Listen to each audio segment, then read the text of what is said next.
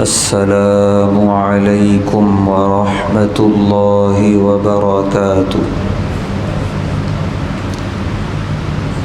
الحمد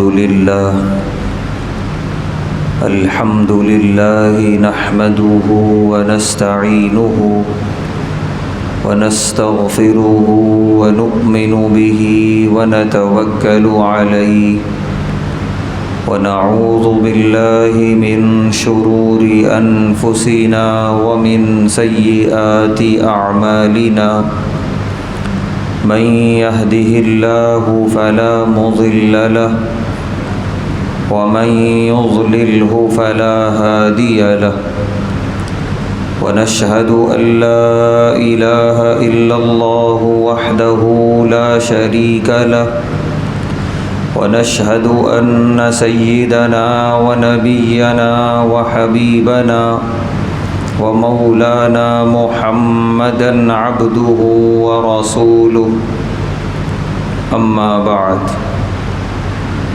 قال الله تبارك وتعالى في القرآن الكريم أعوذ بالله من الشيطان الرجيم بسم الله الرحمن الرحيم شهر رمضان الذي أنزل فيه القرآن هدى للناس وبينات من الهدى والفرقان صدق اللہ العظیم۔ ہر طرح کی تعریف اور حمد و ثنا اللہ بزرگ و برتر کے لائق ہے، جس کا کوئی شریک نہیں، جس کا کوئی ساجی اور ہمسر نہیں، جو ہمیشہ سے ہے اور ہمیشہ رہے گا۔ بے شمار درود و سلام نازل ہوں اللہ کے آخری پیغمبر جناب محمد الرسول اللہ صلی اللہ علیہ وسلم پر اور آپ کے تمام اصحاب اور اہل بیت پر۔ محترم حضرات، ماہ رمضان کا عظیم الشان یہ مہینہ ہم پر سایہ فگن ہے۔ اس مہینے میں ادا کی جانے والی جو عبادتیں ہیں، روزے رکھنا، تراویح پڑھنا، دیگر تمام نمازیں پابندی سے ادا کرنا اور زکوٰۃ و صدقات اللہ کی راہ میں نکالنا، اس کے ساتھ ساتھ اللہ تبارک و تعالی نے ایک خبر یہ بھی دی کہ اس مہینے کی قرآن کریم سے بڑی گہری مناسبت ہے۔ سورہ بقرہ میں اللہ نے جب اس مہینے کا تعارف کرایا تو تعارف ہی کرایا اس بات کے ذریعے کہ یہ وہ مہینہ ہے جس میں قرآن کریم نازل کیا گیا۔ تو قرآن کریم کا نزول اس مہینے کی برکتوں میں، رحمتوں میں، سعادتوں میں اور زیادہ اضافہ کرتا ہے۔ فرمایا شہر رمضان الذی انزل فیہ القرآن، رمضان کا مہینہ وہ مہینہ ہے جس میں قرآن نازل کیا گیا۔ ہدی للناس، جو قرآن تمام انسانوں کے لیے ہدایت ہے، وبینات اور واضح نشانی ہے، والفرقان اور حق و باطل کے درمیان فرق کرنے والی کتاب ہے۔ اسی گہری مناسبت کی وجہ سے ہر سال پیارے نبی صلی اللہ علیہ وسلم ہر رمضان میں حضرت جبرائیل علیہ السلام کو پورا ایک قرآن سناتے تھے۔ یہ اہتمام ہے قرآن کریم پڑھنے کا اور تلاوت کرنے کا، ورنہ سال کے اور مہینوں میں بھی آپ خوب قرآن تلاوت فرماتے تھے، لیکن بالخصوص رمضان میں حضرت جبرائیل علیہ السلام کو پورا ایک ختم سنانا شروع سے لے کر آخر تک یہ بتاتا ہے کہ آپ اس مہینے میں قرآن کریم سے کتنا لگاؤ، کتنا تعلق رکھتے تھے۔ اور جو رمضان آپ کی زندگی کا آخری رمضان تھا، اس رمضان میں آپ نے حضرت جبرائیل علیہ السلام کو 2 مرتبہ قرآن سنایا، مکمل قرآن۔ یہی وجہ ہے کہ آپ کو دیکھ کر صحابہ کرام اس مہینے میں کثرت سے قرآن کریم تلاوت کیا کرتے تھے۔ وہ مسجد میں ہوں تو قرآن کریم کی تلاوت، وہ بازار میں ہوں تو قرآن کریم کی تلاوت، وہ سفر میں چل رہے ہوں تو قرآن کریم کی تلاوت۔ الغرض اس مہینے میں کوئی وقت وہ قرآن کریم کی تلاوت سے خالی جانے نہیں دیتے تھے۔ ضروریات کے وقت وہ گفتگو کرتے تھے، اور جب کوئی ضرورت نہ ہو تو قرآن کریم کی تلاوت کرتے تھے۔ اور حضرت عمر بن خطاب رضی اللہ تعالی عنہ کے دور سے حفاظ کے لیے یہ بہترین انتظام ہوا کہ تراویح میں پورا ایک قرآن حافظ کم سے کم سناتا ہے۔ جس کو اللہ نے اور زیادہ توفیق دی وہ اور سناتا ہے، لیکن الحمدللہ امت مسلمہ کے حفاظ کرام رمضان میں ایک قرآن ضرور سناتے ہیں، اور امت مسلمہ پیچھے کھڑی ہو کر تراویح میں مکمل ایک قرآن سنتی ہے۔ یہ سب تعلق ہے قرآن کریم کا ماہ رمضان سے، اور ماہ رمضان کا قرآن کریم سے۔ اس لیے خوب اچھی طرح یاد رکھیں کہ اس ماہ رمضان میں رمضان کے روزوں کے ساتھ ایک حق اور ادا کرنا ہے، اور وہ ہے قرآن کریم کا۔ کم سے کم ہر مسلمان پورے رمضان میں ایک قرآن پڑھنا لازم ہے۔ اگر یہ نہیں کیا تو پھر بڑے افسوس کی بات ہے، اس نے حق ادا نہیں کیا۔ اس نے اپنے آپ کو کس رفیق، کس دوست سے محروم کر دیا، وہ اسے ابھی اس کھلی آنکھوں میں سمجھ میں نہیں آئے گا۔ پیارے نبی صلی اللہ علیہ وسلم نے فرمایا کل میدان حشر میں جب اللہ جلوہ افروز ہوں گے حساب و کتاب کے لیے، ایک دہشت ہوگی، ایک سناٹا ہوگا، نہ جانے کروڑہا کروڑ انسانوں کا مجمع، انسانوں کے ساتھ جنات، جنات کے ساتھ بڑے بڑے فرشتے، بلکہ تمام فرشتے۔ اللہ فرما رہے ہیں وَجَاءَ رَبُّكَ وَالْمَلَكُ صَفًّا صَفًّا، جب رب آئیں گے میدان حشر میں تو تمام فرشتے ادب سے صف میں کھڑے ہو جائیں گے، اور اتنی بڑی خلقت میں ایک سناٹا ہوگا، خاموشی، کسی کو ہمت نہیں ہوگی بولنے کی۔ لا يتکلمون الا من اذن له الرحمن، وہی بولے گا جس کے بارے میں رحمان کہے گا کہ تم بولو، باقی سب کی زبانیں بند ہوں گی۔ اندازہ لگائیے وہ کیا وقت ہوگا، کیسی دہشت، کیسا خوف کہ کیا ہوگا میرے ساتھ۔ ایسے میں 2 لوگ صرف رب سے بات ہی نہیں کریں گے، رب سے لڑیں گے، ایک روزہ دوسرا قرآن۔ پیارے نبی صلی اللہ علیہ وسلم نے فرمایا جو شخص ایمان و احتساب کے ساتھ روزہ رکھتا تھا، روزہ اس روزے دار کے لیے اللہ سے لڑے گا کہ اسے جنت میں جانا ہے، اس کا حساب جلد کیجئے، اسے جنت میں پہنچانا ہے۔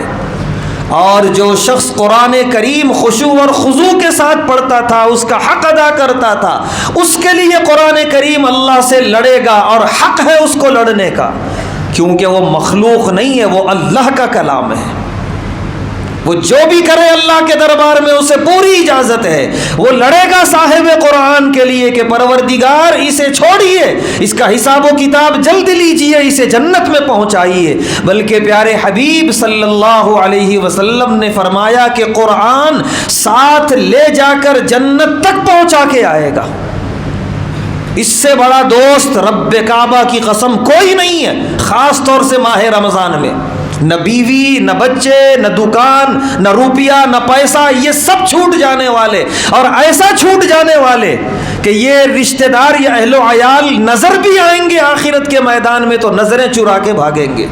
سب کو اپنی پڑی ہوگی، لیکن یہ رفیق، یہ دوست، اس کے لیے ہم جتنا وقت لگائیں، جتنا ہم اس کے لیے اپنے آپ کو فدا کریں کم ہے، یہ روزہ اور یہ قرآن کریم۔ تو کتنے افسوس کی بات ہے کہ ایک مسلمان کو اتنی توفیق نہ ہوئی کہ ماہ رمضان میں ایک قرآن تلاوت کر سکتا تھا۔ تجارت کے لیے وقت نکال لیا، کھانے پینے کے لیے وقت نکال لیا، اہل و عیال کے لیے وقت نکال لیا، نہ نکال سکا تو قرآن کریم کے لیے نہیں نکال سکا۔ کتنی بڑی محرومی ہے، اللہ ہم سب کی حفاظت فرمائے۔ ایک قرآن تو ختم کرنا ہی ہے، اس کے علاوہ جتنا ہو سکے، جہاں سے ہو سکے ہم قرآن پڑھتے رہیں، قرآن کی تلاوت کرتے رہیں۔ اجر و ثواب جو ہے اس کا تو ہم حساب بھی نہیں لگا سکتے۔ اجر و ثواب کے علاوہ قرآن کریم سے دل کا زنگ دور ہوتا ہے۔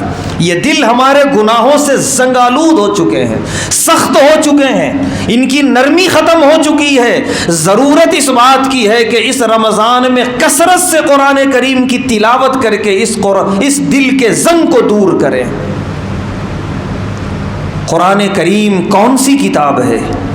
یہ دنیا کی کتابوں کی طرح ایک کتاب نہیں ہے، یہ ایک زندہ معجزہ ہے، زندہ معجزہ۔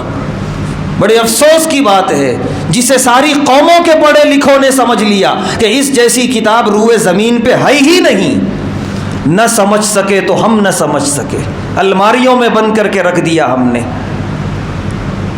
جتنے انبیاء کرام اس دنیا میں تشریف لائے سب کو اللہ نے معجزہ عطا فرمایا، اور سارے معجزے انبیاء کی زندگی تک رہے۔ انبیاء رخصت ہوئے، معجزات بھی ختم ہو گئے۔ حضرت موسیٰ علیہ السلام کو اللہ نے معجزہ دیا تھا، ان کے ہاتھ میں جو عصا تھا وہ زمین پر ڈالتے وہ بڑا سانپ بن کر چلنے لگتا۔ یہ سارا معجزہ ان کی زندگی تک تھا، ان کی وفات ہوئی وہ عصا بس ایک عصا رہ گیا، پھر کبھی سانپ نہ بن سکا۔ ہر نبی کا یہی حال کہ ان کے معجزے ان کی زندگی تک رہتے ہیں، لیکن قرآن کریم ایک ایسا معجزہ اللہ نے اپنے محبوب کو عطا فرمایا کہ آپ کے وصال کے بعد بھی اسی طرح زندہ ہے اور انشاءاللہ قیامت تک زندہ رہے گا۔ جس طرح آپ کی زندگی میں یہ قرآن کریم چیلنج کر رہا تھا کہ یہ قرآن کریم جیسی کتاب تو چھوڑو، اس میں نازل کردہ جیسی کوئی سورت تو چھوڑو، سورت کی کوئی ایک آیت جیسی کوئی ایک آیت تم بنا کے لا لو، اگر تم بنا کے لا سکتے ہو تو۔ کھلے عام چیلنج کیا قرآن کریم نے، اور یہ چیلنج کسے کیا؟ عرب کے فصحاء بلغاء کو، بڑے بڑے فصیح و بلیغ عربی دانی میں جو بڑے ماہر سمجھے جاتے تھے۔ اور ایک بات ہے کہ عرب کے پاس نہ تخت تھا، نہ تاج تھا، نہ بادشاہت تھی، نہ محل تھا، وہ یوں ہی خانہ بدوش تھے، قبیلوں میں بٹے ہوئے تھے، صحراؤں میں زندگیاں گزارتے تھے۔ صرف ایک چیز ان کے پاس تھی جو پوری دنیا میں نہیں تھی، وہ تھی ان کی عربیت، جو ان کی زبان تھی، عربی زبان۔ ان کا چھوٹے سے چھوٹا بچہ جو عربی اشعار بولتا اور ایک ایک جملے میں جو وہ تاریخ سمیٹ لیتا تھا، دنیا کے کسی زبان دانوں کے پاس یہ مہارت نہیں تھی، اسی لیے وہ اپنے آپ کو عرب اور سب کو عجم کہتے تھے۔ عجم کے معنی گونگا، عرب معنی بولنے والا، سب کو گونگا کہتے تھے۔ اور ساری دنیا نے اس شکست تسلیم کر لی تھی کہ زبان کے میدان میں ہم تم سے آگے کبھی نہیں بڑھ سکتے۔ اسی زبان میں چیلنج کر دیا قرآن نے آ کے کہ تم عربی ہو، اس جیسی عربی ایک آیت بنا کے لا کے دکھا دو۔ یہ ناک کا سوال تھا عربوں کے لیے، یہ ان کی عزت کا سوال تھا، اور یہ کھلے عام چیلنج تھا۔ ساری دنیا کے لوگ اسے دیکھ سکتے تھے کہ عربوں ہی میں ایک نبی پیدا ہوئے ہیں جو پورے عربوں کی عربیت کو چیلنج کر دیے۔ بہت بڑا مکے کا ایک فصیح و بلیغ کہ عرب کے بڑے بڑے فصحاء جس کے شاگرد تھے، جب اس کے پاس پہنچے ایک آیت لے کر کہ ایسی آیت ایک بنا دیجئے، بہت بڑا چیلنج، ہماری ناک کا سوال ہے۔ آیت تھی انا اعطیناک الکوثر، اس نے دیکھا، پڑھا، غور کیا اور لکھ دیا لیس ھذا قول البشر، یہ انسان کا کلام نہیں ہے، میں بناؤں کہاں سے، میں لاؤں کہاں سے اس جیسا کلام۔ سورہ فیل پڑھیے، الم تر کیف فعل ربک باصحاب الفیل۔ اگر ہم عربی گرامر سے واقف ہوں، عربی کی عربیت سے واقف ہوں کہ چند آیتوں میں اللہ تعالیٰ نے عرب کے ایک بڑی تاریخی واقعے کو سمیٹ کے رکھ دیا. جب یہ آیت نازل ہوئی، یہ سورہ الم تر کیف فعل ربک باصحاب الفیل، یہ جو واقعہ ہوا تھا اصحاب فیل کا، ابرہا جو لشکر لے کر آیا تھا نعوذ باللہ کعبے کو شہید کرنے کے لیے، اور جو پرندوں کے ذریعے اللہ نے ان کو ہلاک کیا، یہ پورا عرب اس واقعے کا گواہ تھا، کیونکہ سیدنا عبد المطلب ہی کے زمانے میں یہ واقعہ پیش آیا. سارا عرب جانتا تھا اس واقعے کو. جب اس سورے کے اندر ان لوگوں نے اس واقعے کو سنا اور پڑھا تو عش عش کرنے لگے کہ رب کعبہ کی قسم کیا کلام ہے یہ. اتنے بڑے تاریخی واقعے کو چند آیتوں میں پورے پیغامات کے ساتھ، پورے سبق اور عبرتوں کے ساتھ، کوئی شق چھوڑے بغیر سمیٹ کے رکھ دیا، جیسے سمندر کو کوزے میں بند کر دیا ہو. بڑے سے بڑا عرب نہیں کر سکتا تھا یہ. یہی وجہ ہے کہ جب چیلنج کیا قرآن نے، بنانے بیٹھے وہ لوگ آیتیں، لیکن ایسی آیتیں بنی کہ وہ خود پڑھ کے اپنے آپ کو ذلیل سمجھنے لگے، ہم نے یہ کیا حرکت کی. کیونکہ جب رب کے مقابلے میں آئیں گے تو پھر یہی ہوگا کہ ہم یہ آیت بنائے، کہاں یہ آیت قرآن کی اور کہاں یہ. چنانچہ انہوں نے خود پھاڑ کے پھینک دیا، تسلیم کر لیا انہوں نے شکست کو کہ نہیں، قرآن جیسی کتاب تو بہت دور کی بات، ایک آیت بھی نہیں بنا سکتے. اور خالی الفاظ کی بات نہیں، اس کے معانی میں اللہ فرما رہے غور کرو. افلا یتدبرون القرآن، کیوں قرآن میں غور و فکر نہیں کرتے؟ پڑھو، غور کرو، تم اس نتیجے پر پہنچو گے کہ واقعتاً یہ کتاب اللہ کا کلام ہے اور تم ایمان لے آؤ گے انشاءاللہ. دنیا کا کوئی مذہب ایسا نہیں ہے اس وقت بھی جو اپنی مذہبی کتاب کے بارے میں یہ دعویٰ کرتا ہو کہ آؤ پڑھو اسے اور ہمارے مذہب کو سمجھو. کوئی نہیں. وجہ یہ ہے کہ ایسی باتیں کتاب میں ہیں کہ پڑھنے والا ہنسے گا. اسی ملک میں ہمارے برادران وطن ہیں، ان کی مذہبی کتابیں پڑھیں، یہ بڑا تو بڑا، چھوٹا بچہ بھی سن کے ہنسے گا. کیا مذہب کے نام پہ ایسا بھی ہوتا ہے؟ خدا خودکشیاں بھی کرتے ہیں، خداؤں کے گھر والوں کے لے کے بھاگا بھی جاتا ہے. یہ ساری چیزیں ان کی کتابوں میں لکھی ہوئی ہیں، اسی لیے وہ دعویٰ نہیں کرتے اور نہ پیش کریں گے لو پڑھو. لیکن یہ قرآن ہے، صاف آئینے کی طرح بالکل، اور بالکل واضح ہے، ہر ایک کے لیے دعوت ہے کہ آؤ قرآن کریم کھولو اور پڑھو، اور تم خود اس نتیجے پر پہنچو گے کہ واقعتاً میں نے جو زندگی گزاری وہ غلط تھی، حق یہ ہے جو قرآن کریم کے اندر لکھا ہوا ہے. اس کی تاثیر قرآن کریم کی. پیارے نبی صلی اللہ علیہ وسلم جب قرآن کریم تلاوت فرماتے، خود قرآن میں اللہ نے صحابہ کی تعریف کی، تقشعر منہ جلود، ان کے جلد اور ان کے رونگٹے کھڑے ہو جاتے تھے. ایک ایسا اثر ہوتا ہے قرآن کا. حضرت عمر بن خطاب رضی اللہ تعالی عنہ فرماتے ہیں کہ ایک مرتبہ میں نماز مغرب کے لیے جا رہا تھا مسجد نبوی، اور پیارے نبی صلی اللہ علیہ وسلم سورہ طور کی تلاوت فرما رہے تھے، اور جب اس آیت پہ پہنچے ان عذاب ربک لواقع، کہ بے شک تمہارے رب کا عذاب واقع ہو کے رہے گا، کہتے ہیں میرے دل پہ اتنا اثر ہوا کہ مجھے یوں لگا جیسے اب عذاب آ رہا ہے اور میرے ہی اوپر گرے گا. کہتے ہیں تھوڑی دیر کے لیے میں بیٹھ گیا زمین پر اور میرا جسم تھر تھر کانپنے لگا. جب تھوڑا سا مجھے سکون محسوس ہوا تو میں اٹھ کر گیا اور نماز میں شامل ہوا. یہ قرآن کا اثر ہے. اگر اس کے معانی کو، اس کے مطلب کو سمجھ کر خشوع اور خضوع کے ساتھ پڑھا جائے تو ایک اثر ہوتا ہے آدمی کے باطن پر بھی اور آدمی کے ظاہر پر بھی. اسی لیے قرآن کریم جتنا ہو سکے خشوع اور خضوع کے ساتھ تلاوت کریں.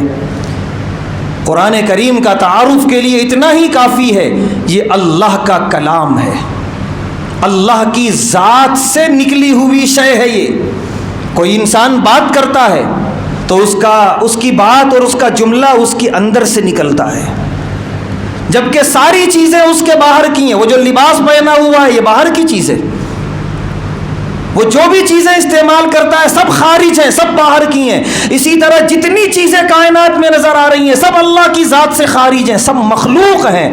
صرف قرآن پوری کائنات میں واحد یہ کتاب ہے جو مخلوق نہیں ہے، یہ اللہ کا کلام ہے، اللہ کی ذات سے نکلا ہوا ہے. اسی لیے جو شخص قرآن کریم کی تلاوت کرتا ہے وہ اللہ سے گفتگو کرتا ہے، اللہ سے ہم کلام ہوتا ہے. اس لیے اس کیفیت کے ساتھ ہم قرآن کریم کی تلاوت کریں کہ ہم اللہ سے باتیں کر رہے ہیں، اللہ ہم سے باتیں کر رہے ہیں۔ اور اللہ نے فرمایا لقد انزلنا الیکم کتابا فیہ ذکرکم، کہ اے مسلمانوں ہم نے تمہیں وہ کتاب دی ہے جس میں تمہارا ہی ذکر ہے، تم اسے پڑھو۔ تمہاری پستیوں کا بھی ذکر، تمہارے عروج کا بھی ذکر، تمہارے گناہوں کا بھی ذکر، تمہاری نیکیوں کا بھی ذکر۔ ساری آیتیں یوں معلوم ہوں گی جیسے اللہ نے خود میرے ہی لیے اتاری ہیں، اگر ہم اس کے معانی اور مطالب کو سمجھتے ہوئے پڑھیں۔ اس لیے اس ماہ مبارک میں اگر ہم سے اب تک کچھ کوتاہی ہوتی رہی تلاوت قرآن میں، اس کی تلافی کریں۔ اخیر عشرہ باقی ہے، خوب کثرت سے قرآن کریم تلاوت کریں، حق ادا کرنے کی کوشش کریں، اور اللہ سے مانگیں کہ بار الہ اس تلاوت کو قبول کر کے اس قرآن کو میرا رفیق بنائیے، قبر کے اندھیرے کا ساتھی بنائیے، میدان آخرت کے سناٹے اور اجنبیت کا دوست اور رفیق بنائیے، اور آپ کے دربار میں میرے حق میں شفاعت کرنے والا بنائیے۔ اللہ سے مانگیں، گڑ گڑائیں ہر تلاوت کے بعد اور ہر قرآن پڑھنے کے بعد۔ لہذا ایک ذمہ داری تو یہ ہے قرآن کریم کے تعلق سے۔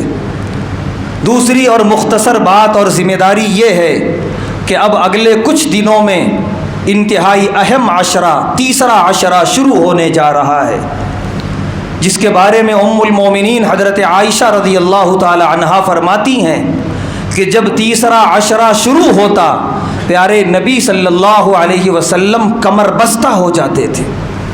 غور کرنے کی بات یہ ہے کہ آپ علیہ الصلاۃ والسلام کی جو رمضان کے علاوہ کی عبادتیں ہیں وہ ہماری رمضان سے کہیں زیادہ بہتر ہیں۔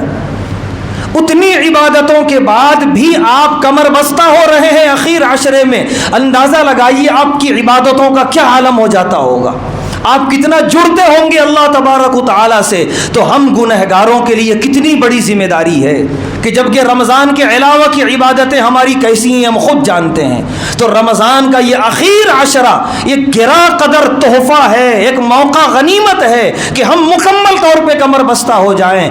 ہرگز ہم اس کے کسی بھی لمحے، کسی بھی شب و روز کو ضائع کرنے کی کوشش نہ کریں۔ اخیر عشرہ آتا ہے تو ایک طرف جو ہے بازار بھی کھینچتا ہے، ہر طرح کی پیشکش، آفر، یہ سارے اخیر عشرے میں آویزاں ہو جاتے ہیں، اور اللہ معاف کرے اس سے متاثر ہو کے کتنے مسلم گھرانوں کی عورتیں ساری کی ساری رات بازاروں میں ضائع کرتی ہیں اخیر عشرے کی، انہیں نہیں معلوم کتنا قیمتی تحفہ اللہ کا دیا ہوا ضائع کر رہی ہیں، پھر پورے سال یہ موقع آنے والا نہیں ہے۔ ہاں بہت ضرورت ہے، آدھے گھنٹے میں ضرورت پوری کریں اور اپنے گھر کی جو ہے راہ لیں، اور اپنے اوقات کو اللہ کے ذکر میں، عبادتوں میں خوب جو ہے صرف کرنے اور خرچ کرنے کی کوشش کریں۔ خاص طور سے طاق راتوں میں شب بیداری، یہ پیارے نبی صلی اللہ علیہ وسلم کی سنت ہے۔ آپ خود بھی بیدار رہتے، ازواج مطہرات کو بھی بیدار رکھتے تھے کہ اس میں خوب عبادت کرو اللہ تعالیٰ کی اور خوب مانگو اللہ تبارک و تعالیٰ سے۔ تو لہذا یہ اخیر عشرہ اللہ سے مانگنے کا عشرہ ہے، اس دل کی زمین کو نرم کرنے کا عشرہ ہے، جہنم سے آزادی حاصل کرنے کا عشرہ ہے، اپنے والدین اور اپنی آل و اولاد کے لیے سب کچھ دین و دنیا اور آخرت مانگنے کا عشرہ ہے، الغرض ایک مکمل طور پہ اپنے اندر انقلاب اور تبدیلی لانے کا عشرہ ہے۔ اگر اللہ نہ کرے اس عشرے کو ہم نے ضائع کر دیا تو پھر منبر نبوی پہ تشریف لے جا رہے تھے پیارے نبی صلی اللہ علیہ وسلم، 3 سیڑھیوں پر 3 بددعائیں دی جبرائیل نے، ان 3 میں سے ایک یہ تھی کہ تباہ و برباد ہو جائے وہ شخص جس نے رمضان کا مہینہ پایا اور اپنی مغفرت نہ کرا لی۔ پیارے نبی صلی اللہ علیہ وسلم نے فرمایا آمین۔ اب اس بددعا کی قبولیت میں کوئی شک نہیں ہے، لہذا خوب مغفرت کروائیں، خوب دعا مانگیں، خوب اللہ سے جڑیں اس اخیر عشرے میں، اور خوب اس کی حفاظت کی کوشش کریں، اور کوئی لمحہ ہرگز ضائع کرنے کی کوشش نہ کریں۔ اور اس اخیر عشرے کی ایک اہم ترین عبادت ہے اعتکاف۔ خوش نصیب ہیں وہ بندے جو اعتکاف بیٹھنے کا ارادہ رکھتے ہیں۔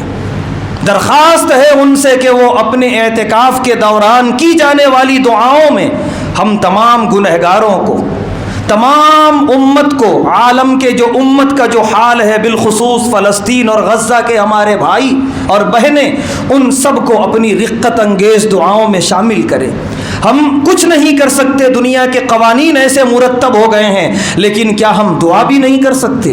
یہ آخری اور سب سے بڑا ہتھیار ہے اور سب سے بڑا موقع آ رہا ہے اس اخیر عشرے کے لیے۔ اللہ نے فرمایا، جہاں روزے کی آیتیں اللہ نے اتاری، وہیں فرمایا وَإِذَا سَأَلَكَ عِبَادِي عَنِّي فَإِنِّي قَرِيب۔ اے میرے محبوب صلی اللہ علیہ وسلم، آپ سے میرے بندے پوچھتے ہیں دعا مانگنے کے لیے کہ میں کہاں ہوں، کہہ دیجئے میں قریب ہوں۔ اجیب دعوت الداع، ہر دعا مانگنے والے کی دعوت کو میں دعا کو قبول کر رہا ہوں۔ جب اللہ کی طرف سے یہ پیشکش ہے یہ اخیر عشرے میں، اس کو غنیمت سمجھیں۔ ہم ایک قدم آگے بڑھتے ہیں، حدیث میں ہے رب 10 قدم ہماری طرف دوڑتا ہے۔ رب کو قدم نہیں ہے، وہ دوڑتا نہیں ہے، لیکن وہ اپنی توجہ فرماتا ہے ہم سے 10 گنا زیادہ۔